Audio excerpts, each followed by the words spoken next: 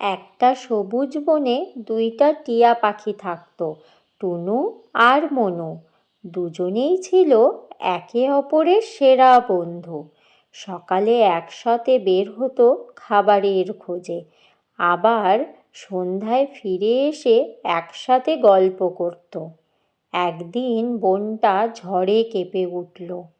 বৃষ্টি আর বাতাসে গাছের ডাল ভেঙে গেল। মনু গাছের ডাল থেকে পড়ে গিয়ে আহত হলো।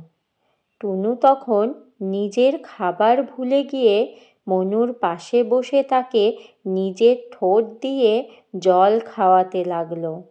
পরের দিন বন আবার শান্ত হলো, কিন্তু মনুর ডানা তখনও ব্যথা। টুনু প্রতিদিন তার জন্য খাবার নিয়ে আসতো, যত্ন করত। ধীরে ধীরে মনু আবার উড়তে শিখল। একদিন মনু বলল, বন্ধু, তুই না থাকলে আমি বাঁচতাম না। মনু প্রতিদিন একসাথে উড়ে বেড়াতো আকাশে। তাদের বন্ধুত্ব আজও বন জুড়ে এক সুন্দর উদাহরণ।